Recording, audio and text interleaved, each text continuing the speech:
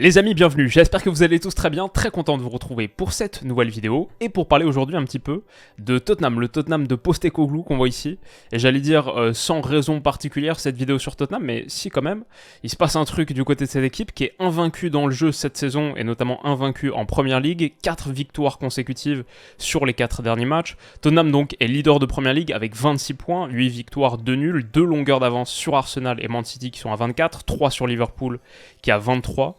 C'est rien de plus qu'une métamorphose totale pour un club qui a fini quand même la saison passée sous Antonio Conte et puis ensuite quelques autres entraîneurs qui a fini 8ème avec 14 défaites en 38 journées. Puis ensuite, quand même, a perdu au mercato estival le plus grand joueur de son histoire. On les attendait pas forcément ici. Jusqu'où peuvent-ils aller ? Tottenham peut-il remporter la Première Ligue cette saison ? Bon, c'est le bon moment je pense pour se poser la question parce que tout le monde a joué 10 matchs tout pile en Première Ligue et le week-end arrive on a lundi Tottenham-Chelsea notamment. Ça me semble être un bon moment pour faire le bilan et pour se poser cette question. Quelques tentatives de réponse. La première partie c'est, alors oui, en apparence, je trouve, Tottenham ressemble à un vrai prétendant au titre. D'abord parce que c'est une équipe qui joue comme un champion. C'est une équipe qui est extraordinaire à avoir joué. L'analyse du premier but contre Palace, ça part d'une grosse phase de pression initiée par James Maddison qui sort là sur Joachim Andersen. Heung-min Son est là, Pape Matar Sarr est là, Kulusevski est là. Derrière la pression qui est mise sur le gardien, ça conduit à une touche, récupération haute. Porro donne ce très bon ballon pour Pape Matar Sarr qui s'est proposé dans le demi-espace droit. Il centre en trait pour Maddison avec un petit peu de réussite.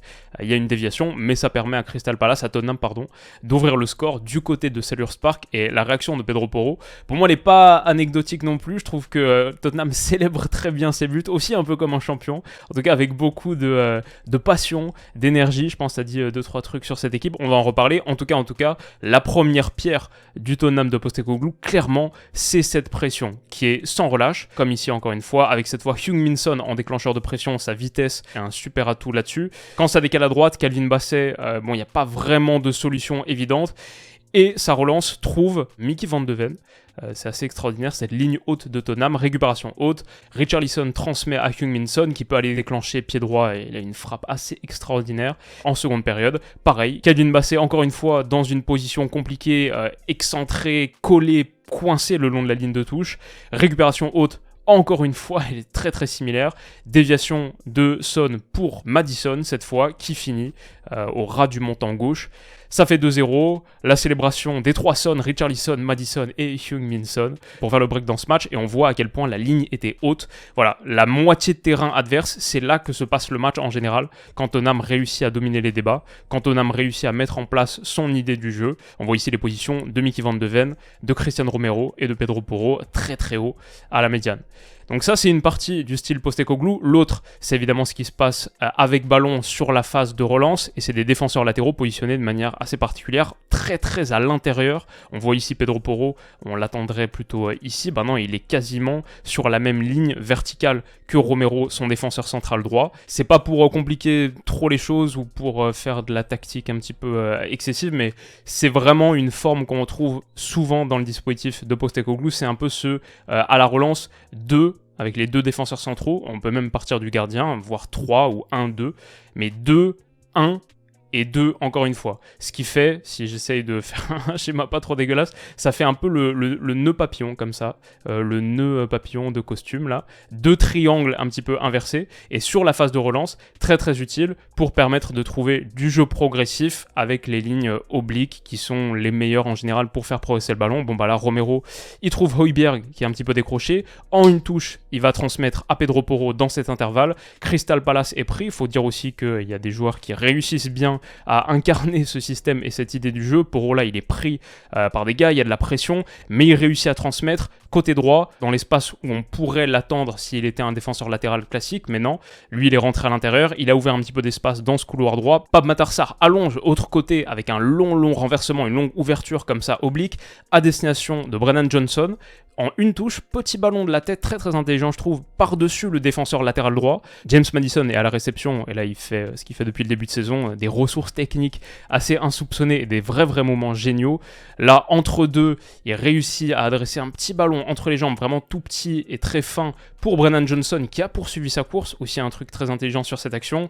Passe en retrait pour Heung-min Son en une touche, ça fait 2-0, et honnêtement, pour moi, c'est un des plus beaux buts qui a été inscrit cette saison, tout match confondu, en tout cas que j'ai vu personnellement. Une action collective de grande classe qui part de Vicario, quasiment tout le côté droit touche le ballon pour ensuite aller renverser côté gauche, et là tout le côté gauche offensif touche le ballon. Il y a des actions en une touche, c'est sublime. Stylistiquement, c'est pour ça que je parle d'apparence d'un prétendant, je trouve que stylistiquement Tottenham ressemble à un champion.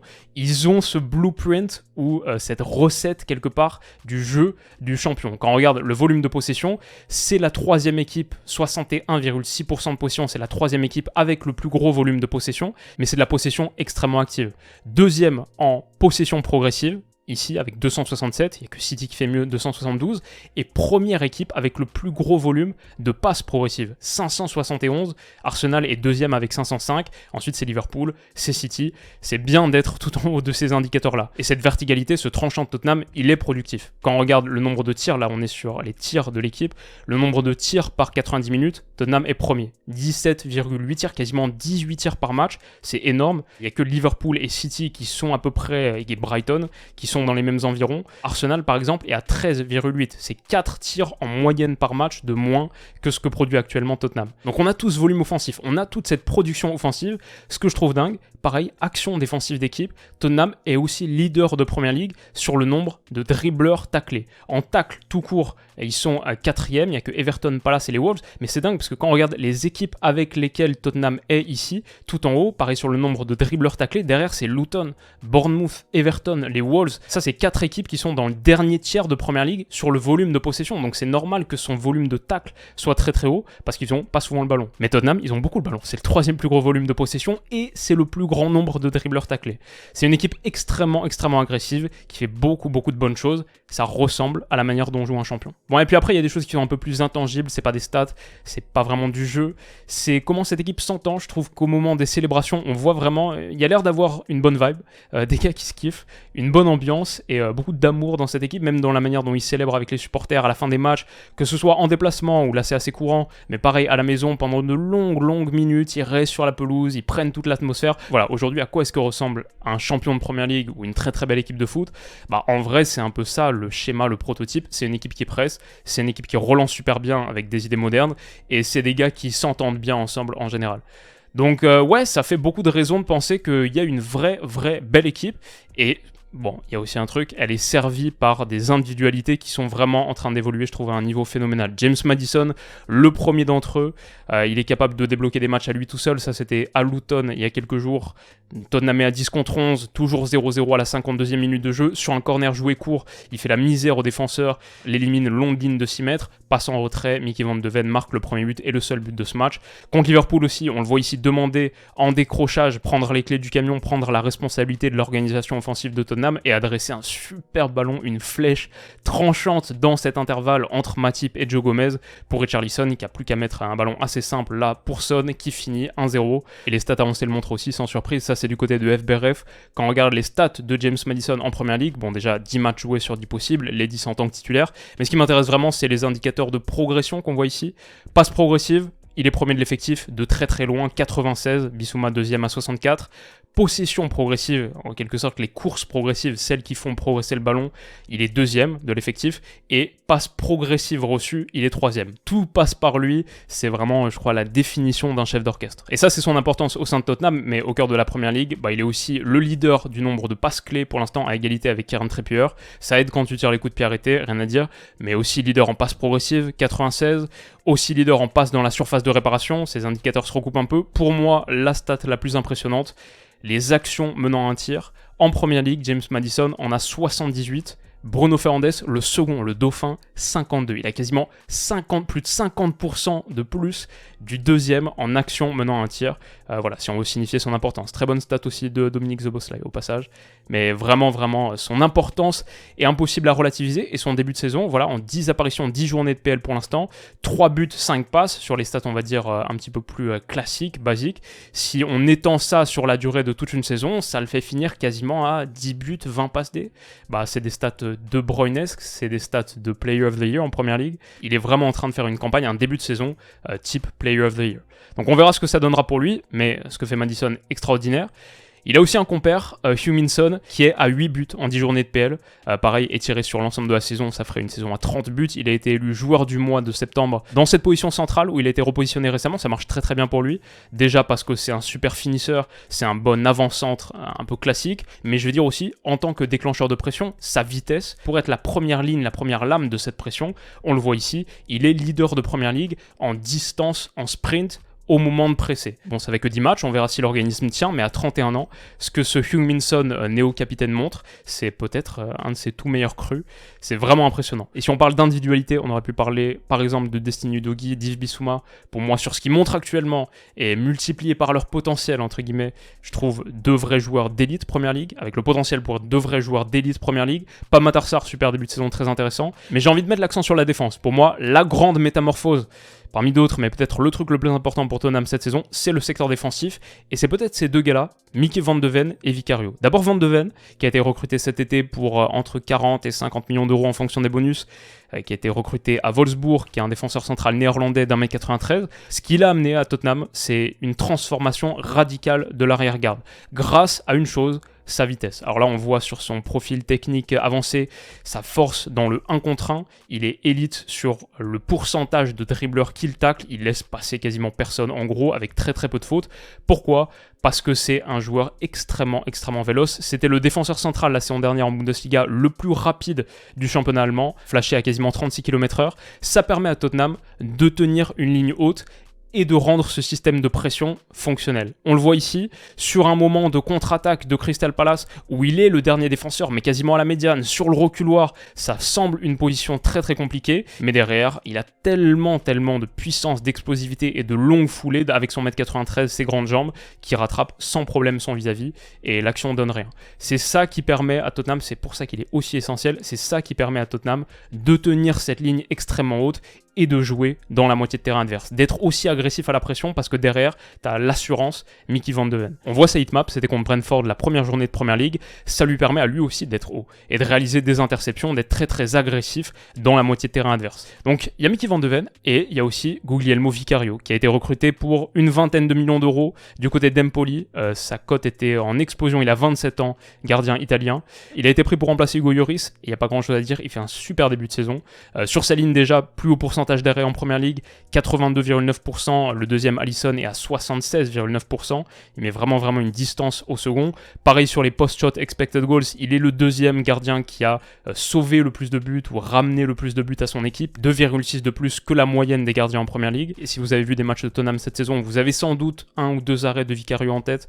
Moi, celui qui m'a le plus marqué, il y en a beaucoup, mais peut-être celui qui m'a le plus marqué, c'était sur cette reprise de Gabriel Jesus dans le derby contre Arsenal. Voilà, Vicario sur sa ligne, c'est top niveau sur ce début de saison, mais ce qu'il apporte aussi c'est toutes les qualités d'un gardien moderne et c'est essentiel dans le jeu de Postecoglou. À la relance, il faut quelqu'un qui est sûr avec ses pieds et qui n'a pas peur de la pression adverse, c'est le cas. Et ouais, c'est vrai, ça fait beaucoup de stats, mais il y a aussi un autre truc qui saute aux yeux. Quand on regarde son radar, c'est pas que le pourcentage d'arrêt qui est 97e centile en Première Ligue, mais c'est aussi les actions défensives en dehors de la surface. Il est ce vrai gardien libéraux, il est top 20%, et pareil sur la distance moyenne de ses actions défensives. Et c'est hyper important parce qu'on parlait tout à l'heure de la protection, l'assurance qu'apporte Van de Ven pour couvrir la profondeur et donc permettre à Tottenham d'être hyper haut. Parce que au pire derrière, t'as la vitesse de Van de Ven, mais t'as aussi les sorties de Vicario qui peuvent combler ce grand espace derrière. Et ça permet de faciliter un système où tu presses très haut. Ça, c'était à quoi ressemblait Tottenham en 2022-2023, la saison dernière. Les zones rouges, en gros, c'est là où Tottenham avait moins le ballon que son adversaire. Les zones bleues, c'est là où ils ont plus le ballon que leur adversaire. Et gris, c'est à peu près égal. Ça, c'était Tottenham en 2022-2023. Et ça, c'est le Tottenham 2023-2024. Voilà, c'est assez simple finalement le foot, en défendant beaucoup plus haut, de manière beaucoup plus cohérente, avec des meilleurs joueurs et beaucoup mieux utilisés. Tottenham est passé, l'année dernière, ils étaient la 15e défense de Première Ligue avec 63 buts encaissés, à aujourd'hui, pour l'instant, la 3e meilleure défense avec 9 buts seulement. Une des 4 seules équipes de PL avec City, Arsenal et Liverpool qui en ont encaissé moins de 10. au cœur du marasme qu'était Tottenham depuis quelques saisons, c'était vraiment ça le gros problème. C'était une défense faible qui prenait vague après vague. Aujourd'hui, ils se sont vraiment solidifiés, mais avec un système extrêmement protagoniste. Et puis après, si on veut ajouter quelques autres arguments, Bentancur va revenir, qui était absent des terrains depuis un long moment. Il a fait sa première apparition quelques minutes en fin de match contre Crystal Palace l'autre jour. Il va revenir, ça va être une grosse addition. Bon, Tottenham joue pas de Coupe d'Europe et a été éliminé de la Carabao Cup aussi. Donc, c'est pas mal pour une équipe qui cherche à affiner sa manière de jouer, qui arrive avec de gros principes et une grosse ambition collective. Ils vont avoir beaucoup de temps pour mettre en place sur le terrain d'entraînement les idées de Postecoglou. Un match par semaine, quasiment jusqu'à la fin de saison, les mardis, les mercredis, les jeudis, tout le temps libre, ça va les aider. Aussi, je trouve qu'il y a certains matchs qui ressemblent un peu à des victoires de champions, ces victoires sans être brillants, 1-0, un but d'écart comme sur les dernières rencontres. Ça, c'était contre Luton avec ce but de Mickey Van de Ven. Il gagne aussi des matchs avec beaucoup de réussite contre Liverpool, là, le contre son camp de Matip à la toute dernière seconde. Et puis bien sûr, ce scandale autour du but de Luis Diaz, refusé par la VAR alors qu'il était évidemment valide. Tottenham se retrouve souvent du bon côté de la pièce. Enfin, il y a un truc, c'est peut-être un peu anecdotique, mais quand je regarde le nombre de pénaltys, parfois j'aime bien regarder cette stat, nombre de pénaltys obtenus par Tottenham cette saison, 0. Absolument aucun penalty. Donc sur leurs 19 buts, ce qui n'est pas la meilleure attaque de Premier League, ça doit être la 6e, un truc comme ça, sur le nombre de buts marqués. 19 vrais buts, entre guillemets. Par exemple, Arsenal, qui a marqué 22 buts, il y a 6 penalties dans le lot. Alors un penalty, ça compte autant que les autres, et ça se provoque. Je dirais pas que Tottenham, pourtant, manque de tranchants dans la zone de vérité ou de qualité de percussion, d'élimination. Je pense que c'est juste un petit manque de chance statistique. Donc s'il y a un retour à la normale, il pourrait y avoir une poche supplémentaire, une enveloppe supplémentaire de buts qui viennent des pénaltys. Je pense que c'est aussi plutôt un bon signe. Donc voilà, ça c'est toutes les bonnes choses que je vois quand je décortique le début de saison de Tottenham. Maintenant, est-ce que c'est suffisant pour être un vrai prétendant au titre? Et là, je dois être un petit peu plus rabat-joie. Moi, j'ai quand même du mal à y croire pour l'instant. Il y a pas mal de raisons. Déjà, le premier truc, l'adversité. Enfin, c'est l'APL en fait. Tottenham fait un début de saison quasi parfait. Ils ont encore dans la roue 2 points derrière eux. Arsenal, l'Arsenal de Mikel Arteta, qui est quand même une machine et qui est aussi invaincu cette saison pour l'instant. Et City, peut-être la plus grande équipe des 10 dernières années qui est là, qui va pas être facile à détrôner. Et il y a Liverpool qui est qu'à 3 points. Donc le niveau d'adversité est très costaud. Je pense l'histoire d'Arsenal la saison dernière, c'est une bonne illustration d'à quel point cette trajectoire, celle qui est en train de vivre Tottenham, elle est difficile à maintenir. Ils faisaient un début de saison très similaire. Je crois qu'ils avaient 12 victoires, 1 nul, 1 défaite après 14 journées. Bon, c'est pas suffisant pour être champion parce que derrière, t'as City qui est absolument impitoyable. Et je pense que le titre va jouer à un très haut niveau de points cette saison. Ça, c'est un petit prono comme ça, early prediction. Mais quand je vois la deuxième partie de tableau de PL, du 13e au 20e à peu près, quand je vois les relégables, par exemple, Luton qui a que 5 points, Burnley 4, Sheffield United 1, il y a beaucoup de points qui vont aller vers la première partie de tableau et je pense vers ce top 4 / top 6, top 7. Quand je vois que Arsenal et City, par exemple, ont 24 points, et qu'on a joué 10 journées, donc si je multiplie pour arriver jusqu'à 38 journées x 3,8, 24 x 3,8, ça donne 91,2. Ma prédiction là, c'est que le champion aura plus de 92 points, et peut-être autour de 95, voire un peu plus, ça me semble même pas être une prédiction très difficile à faire. Le problème pour Tottenham, c'est que leur max historique, c'est 86. Ils n'ont jamais fait plus que 86, c'est même la seule saison de leur histoire à plus de 80. Tout le reste, c'est inférieur. Parfois même nettement inférieur. Les dernières saisons, 59, 62, 71, 60. Et là, on voudrait une saison à potentiellement 92, 95 points. Un autre truc aussi, c'est que Tottenham joue stylistiquement comme un champion, mais ils n'ont pas l'effectif d'un champion. Ils ont un très beau 11, mais c'est toujours les mêmes qui jouent. Ça, c'est le 11. Vicario, Udogie, Van de Ven, Romero, Porro, Bissouma, Sarr, Kulusevski, Maddison, Richarlison, Son. Ça, c'est le 11 de Tottenham. Regardez leur nombre de titularisations, c'est quasiment tout le temps les mêmes reconduits. Quand on regarde l'autre partie de l'effectif, le banc, max de titularisation pour Manor Solomon. Tous les autres, c'est une ou moins. Pas beaucoup de minutes à se partager pour des Emerson, Skip, Ben Davies. Jouer comme un champion, c'est une chose. Le faire pendant 38 journées, ça demande, et quand on voit Man City, ça demande 15-16 joueurs de qualité quasiment équivalente pour faire les rotations que tu as besoin de faire. Le banc de Tottenham est un peu trop léger. C'est un problème pour impacter les fins de match. C'est un problème pour résister aux blessures. C'est aussi un problème, sans doute, par rapport aux suspensions qu'il va y avoir côté Tottenham, parce que c'est une équipe, ce Tottenham de Postecoglou, qui presse énormément, gros niveau d'agressivité, de prise de risque. Ça fait que c'est la deuxième 10e équipe de Premier League avec le plus gros volume de cartons jaunes, 32 déjà. Liverpool 20, City 20, Arsenal 17 sont beaucoup plus bas. Et pareil, si on regarde les avertissements reçus par des joueurs, Yves Bissouma est le leader du championnat pour l'instant, de ce classement où tu veux pas être tout en haut pour le coup, avec déjà 6 avertissements en compagnie de Mario Lemina. Et puis sur les points négatifs, il y a un autre indicateur où Tottenham tire un petit peu la langue, c'est sur tout ce qui se passe en bout de chaîne, au bout de ces actions magnifiquement construites. Tottenham, comme on l'a dit, pas de problème, c'est le leader de Premier League en nombre de tirs, mais quand on regarde le nombre de buts par tir, il passe à la 7e position. Il marque un but tous les 10 tirs à peu près, tous les 9 tirs. Newcastle, c'est quasiment un but tous les 6 tirs. Brighton, Aston Villa, City, tous sont au-dessus de Tottenham par rapport à ça. Et sur le nombre de buts par tir cadré, il rétrograde à la 9e place. Donc il y a un petit manque de qualité à la finition. Et je pense que Heung-min Son, c'est très bien, il fait un super départ comme on en a parlé, mais Richarlison, c'est un problème. Richarlison, il n'est pas au niveau d'un attaquant Premier League, d'une équipe qui veut être championne d'Angleterre. Je vais dire aussi un truc, en janvier, on a la Coupe d'Afrique des Nations, on le sait, et c'est un vrai problème pour Tottenham, qui va perdre Bissouma, malien, et Sarr, sénégalais, mais on en parle un peu moins, pourtant, exactement en même temps que la Coupe d'Afrique des Nations, il y a aussi la Coupe d'Asie, et quand tu perds Bissouma, Sarr, mais aussi Heung-min Son, ça commence à faire beaucoup. Voilà, comme on a dit, l'effectif est léger, ça fait que 10 matchs, bon, toutes les raisons d'être un petit peu moins optimiste, là je suis en train de les dérouler, ça fait que 10 matchs, un quart du chemin, contre des adversaires pas forcément extraordinaires, même si Arsenal, Liverpool, ok ça c'était de belles performances, sinon Bournemouth, Burnley, Sheffield United, Fulham, Crystal Palace, Luton, je pense le niveau d'adversité moyen qu'a rencontré Tottenham sur les 10 premières journées, il est inférieur à ce qu'ont rencontré peut-être d'autres équipes, comme City, Liverpool. Peuvent-ils être champions? Ce Tottenham-là peut-il être champion? Bah, peut-il, ouais. Peut-il, comme Arsenal le pouvait la saison dernière, je pense que c'est rien d'absolument impossible. Vont-ils? Pour moi, non. Je mets City, Arsenal nettement plus probable, et Liverpool à peu près au même niveau que Tottenham, peut-être même encore un peu plus probable. Sans doute Tottenham est 4e, et c'est ce que les bookmakers pensent. En tout cas, le titre de Tottenham est coté à 11. Ce qui doit quand même tempérer quelques ardeurs. City à 1,65. Est-ce que mon avis pourrait changer? Ouais, en fonction de ces choses-là qui sont pour moi à surveiller. La première, c'est ce déplacement de Tottenham dans pile un mois à l'Etihad. 3 décembre, 17h30, Man City, Tottenham. Et Tottenham aura eu quelques matchs compliqués avant. Il y a Chelsea ce week-end, là, lundi soir. Il y a Aston Villa aussi qui va pas être facile. Mais ce déplacement-là, dans pile un mois à l'Etihad, ouais, c'est le gros rendez-vous. Si Tottenham l'emporte là, ce serait un message très clair et on est obligé de les prendre au sérieux. Donc, un succès là, ça peut commencer à me faire changer d'avis. Des renforts au mercato hivernal aussi, ça pourrait être un pas de plus dans cette idée. Les clubs de Premier League peuvent frapper gros au mercato hivernal, on le sait. Tottenham a dépensé cet été 175 millions d'euros, répartis sur Brennan Johnson 55, Maddison, Vicario, Veliz, qu'on n'a pas vu trop jouer pour l'instant, qui est un peu un gars pour le futur, et Mickey Van de Ven. Mais Kane, c'était quasiment 100 millions d'euros de vente, Winks, Davinson Sanchez, voilà, Tottenham a acheté pour à peu près 175, mais a vendu pour environ 115.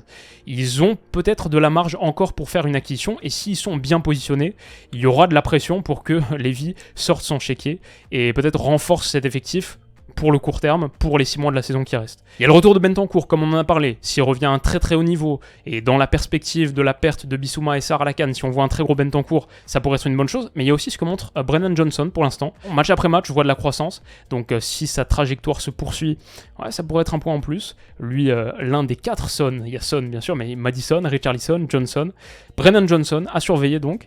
Je vais dire aussi, si Tottenham reste dans la course jusqu'à la fin, jusqu'au moment où il était Arsenal la saison dernière par exemple, il y aurait un dénouement extraordinaire, parce qu'il joue J33, il se déplace à St James Park pour jouer Newcastle, J34, accueil de Man City, J35 North London Derby à la maison et J36 déplacement à Anfield. Ces 4 matchs-là, en plus, vu là où tu te déplaces sur les 2 déplacements, je pense que c'est les 4 matchs les plus difficiles que tu peux avoir d'affilée en Premier League. Je ne crois pas que ce soit possible de faire pire. Donc si Tottenham est encore en course jusqu'à la fin, on aura tous un œil sur cette période absolument dantesque, mais qui pourrait être passionnante. Bon, on a parlé du titre. La réalité, pour conclure la vidéo, je pense c'est pas le plus important. On a à Tottenham une super équipe, qui joue un super foot. Ça déjà, c'est des raisons d'être heureux. On a une équipe qui sera peut-être pas championne, mais qui a de très belles chances de jouer la Ligue des Champions l'année prochaine. Aucune équipe dans l'histoire de la Premier League, avec 26 points après 10 journées, n'a fini en dessous des 4 premières places. Et la 5e place va sûrement aussi être qualificative pour la Champions. Voir tout ça, l'année du départ d'Harry Kane, un gars qui a quand même apporté 43% des buts de Tottenham la saison passée, si on regarde même pas les passes décisives, juste le nombre de buts, qui l'aurait cru. Le simple fait d'être là, avec un entraîneur qui est un bâtisseur, avec une philosophie de jeu positive et attrayante, kiffante pour les supporters, avec des recrues qui marchent et qui marchent fort, avec un nouveau stade qui se remplit enfin de beaux jeux, de grands souvenirs, de beaux moments, et qui entame son petit chemin vers le rang très difficile à atteindre, de forteresse imprenable. Peut-être qu'un jour ce nouveau White Hart Lane y sera. Et avec une équipe qui est très très jeune, la 4e équipe la plus jeune de Première Ligue, 25,3 ans de moyenne d'âge. Une équipe jeune qui est au début du règne d'un nouvel entraîneur qui va avoir encore plusieurs fenêtres de transfert à disposition pour modeler son équipe. Il y a de l'espoir à Tottenham. Et pour l'instant, c'est le plus important. Bon les amis, c'est la fin de cette longue analyse, il y avait beaucoup de choses à dire. Tottenham très très kiffant cette saison et c'est plaisir, une équipe qui joue un superbe foot. On se régale devant leur match et j'espère que ça va continuer pendant un moment. J'espère que ça vous a plu, si c'est le cas, n'hésitez pas à mettre un petit pouce bleu, un mot sympa dans les commentaires, ça fait toujours plaisir. On se retrouve très très vite pour la prochaine. D'ici là, je vous souhaite de passer une excellente journée, un bon week-end, et j'envoie un très très gros message de force à mon papa qui vit un moment pas facile en ce moment. Et voilà, je l'aime hyper fort, je sais qu'il regarde toutes les vidéos, donc un gros message pour lui, et on se retrouve très très vite pour la suite. Prenez soin de vous les potes, à bientôt, bisous.